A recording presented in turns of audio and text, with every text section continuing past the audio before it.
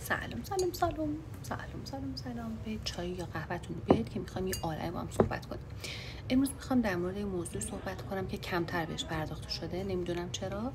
ما هممون در مورد روتین پوستیمون، در مورد سبک استایلمون، ورزش کردنمون و هم مشورت میدیم، راهنمایی میکنیم، ولی نمیدونم چرا در مورد این موضوع کسی تا حالا حرفی. امروز میخوام در مورد بهداشت ناحیه خصوصی و تناسلیمون صحبت بکنیم. میخوام 10 تا نکته بگم که شاید میدونین، شاید نمیدونین، شاید میدونین و سرسری از کنارش رد میشین. اولین چیزی که میخوام در موردش صحبت کنم شستن یا شستشوی ناحیه تناسلیتونه. چیزی که خیلی باب شده این روزا استفاده کردن از شوینده هاست. نمیخوام تکذیب کنم، نمیخوام تایید کنم، ولی چیزی که از همه مهمترینه که باید بدونید که شستن با یه شوینده معمولی آب ساده بهترین گزینه است. ولی اگه قراره که از شوینده خاصی استفاده بکنید، چیزی که دارید تنتون رو باش میشورید مناسب ناحیه تناسلیتون نیست. ناحیه تناسلی شوینده های مخصوص خودش رو داره که باید از اونها استفاده بکنید. چرا؟ چون pH ناحیه تناسلی ما یه عدد مشخصی که اگه بخواید از شوینده های غیر تخصصیش استفاده بکنید، باعث میشه این pH دستکاری بشه و احتمال عفونت رو برای شما بالا میبره. پس من پیشنهاد میکنم که شستشوش با آب ساده باشه و حتی آب داغ هم نباشه اگه میخواید رنگ ناحیه تناسلیتون خیلی تیره نشه. ولی اگه اصرار به شستشو دارید، از شوینده های مخصوص استفاده کنید. خب، نکته دومی که در مورد شستشو باید بگم اینه که برای شستن ناحیه تناسلی فقط کافی قسمتی که در دسترس، قسمت بیرونی ناحیه تناسلی شسته بشه. لازم نیست قسمت داخلیش رو بشورید باشه. چرا؟ چون شما با این کار میاد تمام باکتری‌های مفیدی که توی قسمت واژن هست رو از بین میبرید، pHش رو دستکاری میکنید و عملا بدنتون رو مستعد انواع عفونت‌ها میکنید. پس اگه قرار به شستشو هست، فقط قسمت بیرونی. نکته آخر در مورد شوینده ها اینه که شما برای شستشو از هر شوینده که میخواد استفاده کنید لطفاً معطر نباشه، چون شوینده های معطر برای اینکه اون عطر و بو رو بخوان به محصولشون بدن از مواد شیمیایی استفاده میکنن و این مواد شیمیایی هم دقیقاً همون کاری که گفتم رو میکنن، یعنی میاد روی pH بدن شما تاثیر میذاره، باعث کم شدن و قلیایی شدن محیط واژن میشه و در اینجا باعث احتمال عفونت ها و مشکلات این مدلی میشه. پس اگه خواستید از محصول شوینده استفاده کنید، حتما محصولی باشه که معطر نیست و محصولی باشه که مخصوص ناحیه تناسلیتونه و قطعا برید یه سرچی بکنید، 4 تا مقاله بخونید، ریویو ها رو ببینید، ببینید کدوم محصول بازخوردهای بهتری داشته، رضایت بیشتری داشته و از اون استفاده بکنید. ولی بازم میگم آب ساده است همچنین. داخل پرانتز این محصولات معطری که گفتم علاوه بر شوینده ها شامل دئودورانت ها، خوشبو کننده ها، کرم ها و هر چیزی که کلا برای این ناحیه استفاده میکنید معطر نباشه. نکته بعدی در مورد خشک کردن ناحیه تناسلیه. خب میدونید که لازمه که حتما خشک بشه ناحیه تناسلی، چون اون رطوبتی که روی پوست میمونه باعث میشه که لباسیتون خیس بشه. این خیس شدن باعث میشه که محیط مرطوب بشه و مناسب باشه برای رشد باکتری. پس خیلی مهمه که حتما ناحیه تناسلیتون رو خشک کنید. اما با چه چیزی خشک میکنید؟ با دستمال های ساده، دستمال هایی که معطر هستن، گلدار هستن، رنگ روشونه. ترجیحاً از این چیزا استفاده نکنید چون میتونه همشون تاثیر غیر مستقیم ولی منفی داشته باشه. با دستمال ساده خشک میکنید و چیزی که خیلی مهمه تو خشک کردن، دستمال روی بدنتون نکشید. کشیدن دستمال روی بدن باعث میشه که پوست ناحیه‌تون حساس خشک میشه و این خودش میتونه باعث بروز مشکلات دیگه‌ای بشه. و نکته بعدی اینه که به صورت ضربه‌ای خشک کنید. خب نکشید، با چند تا ضربه آب اضافه رو از روی پوستتون برمی‌دارید. و نکته‌ای که خیلی مهمه و دومین نکته است که توی این مورد باید بدونید اینه که خشک کردن باید از جلو به سمت عقب باشه. چرا؟ چون وقتی شما اول مقعد رو خشک می‌کنید و بعد ناحیه تناسلیتون رو خشک می‌کنید، احتمال اینکه یه سری میکروب‌ها، باکتری‌هایی که توی ناحیه مقعد هست رو به ناحیه تناسلیتون و دستگاه ادراریتون منتقل بکنید وجود داره. پس اول قسمت جلو رو خشک می‌کنید، بعد ناحیه مقعد رو خشک می‌کنید و دستمال رو میندازید. نکته بعدی در مورد نوع لباس زیرتونه. میدونم خیلی از خانم ها، حتی خود من، عاشق لباسای فانتزی ام، کولی موگولی باشه فلان اینا، ولی چیزی که مهمه اینه که این لباس ها نباید مصرف روزمره ما باشه. باید توی تایم خاص و محدودی که حالا خودتون میدونید منظورم چیه، توی اون تایم میخواید استفاده کنید. ولی برای روزمره از لباسای نخی ساده و تقریبا یک وجود آزادتر استفاده بکنید.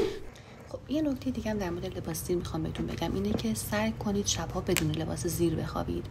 البته که الان میگن کلا شبها بدون لباس بخوابید خیلی به کیفیت خوابتون کمک میکنه، به سلامت پوستتون کمک میکنه، ولی اگه نمیتونید کامل لخت بخوابید و برهنه بخوابید، حداقل لباس زیرتون رو در بیارید. چرا؟ چون پوست ناحیه تناسلی ما هم مثل قسمت‌های دیگه بدن نیاز داره که مورد معرض هوا قرار بگیره که مقداری تنفس داشته باشه، و اگه مدام ما لباس زیر تنمون باشه باعث میشه که تنفس کافی نداشته باشه.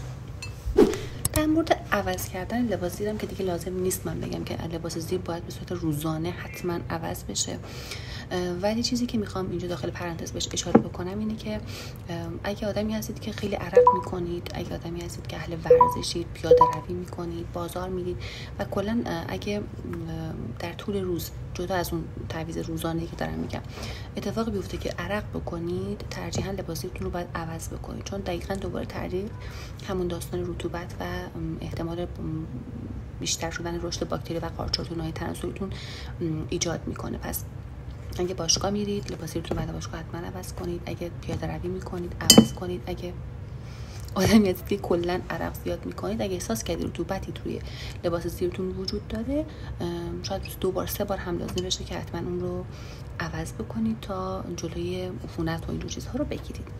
مورد بعدی اصلاح کردن ناحیه تناسلی. خب الان که اکثرا لیزر میکنن و اوکیه، ولی اگه قراره که شما شیف بکنید، اگه قراره اپیلاسیون بکنید جایی بید که حتما کارشون درست باشه، چون پوست ناحیه تناسلی خیلی نازکه و احتمالی که آسیب ببینه هست. اگر هم شیف میکنید چند تا مورد رو حتما رعایت بکنید. یکی این که تیغی که استفاده میکنید حتما نو باشه، تیز باشه که باعث آسیب نشه. اگه میتونید قبلش یه کوچولو لایه برداری بکنید که مجرای پوست باز بشه و اون فولیکول ها آسیب نبینن. بعدش حتما سعی کنید از آبرسان مثل ژل آلوئه ورا استفاده بکنید که التهاب رو توش کم بکنید، و اینکه حتما در جهت رویش مو شیپ بکنید. میدونم اگه خلاف جهت بزنید خیلی ترتمیزتر در میاد، ولی باعث میشه که باعث التهاب توی قسمت فولیکول های مو میشه که به مرور حالا میتونه داستان درست بکنه دیگه. پس در جهت خواب موها شیف بکنید.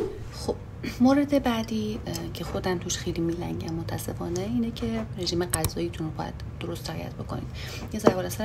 یه ضرب المثل هست که میگه ما همون چیزی هستیم که میخوریم.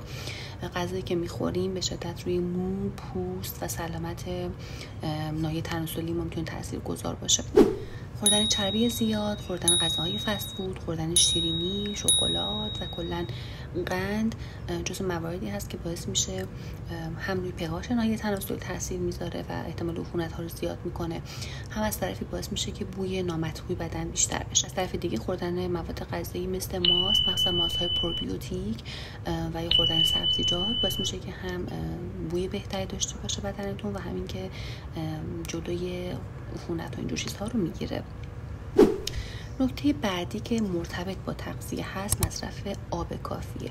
آب هزاران هزار خاصیت داره، میدونید همتون گفتنش تکراریه، و اینکه این آبرسانی و مصرف آب کافی در طی روز روی ناحیه تناسلی شما هم تاثیر میذاره، و شما وقتی آب کافی نمیخورید ادرارتون غلیظ میشه و ادرار غلیظ احتمال عفونت‌های ادراری رو بالا میبره، و هر چقدر که آب بنوشید ادرارتون رقیق میشه و احتمال عفونت‌های ادراری کمتر میشه، و از طرف دیگه احتمال عفونت‌های زنان رو هم به خاطر آبرسانی کافی به واژن و حفظ په‌هاش میتونه در واقع تضمین بکنه. نکته آخری هم میخوام بهتون بگم که خیلی کمتر در موردش حرف زده میشه، ادرار کردن بلافاصله بعد از رابطه جنسیه، چون بعد از رابطه ممکنه که خود یه سری باکتری های روی سطح ناحیه تناسلی قرار بگیرن. وقتی که خودتون رو بشورید و ادرار بکنید، با ادرار اون حالا باکتری های عفونت هایی که ممکنه باشه با ادرار کردن دفع میشه و با شستشوی بعدش هم که دیگه تصمیم میشه که ناحیه تناسلیتون تمیز و اوکی شده.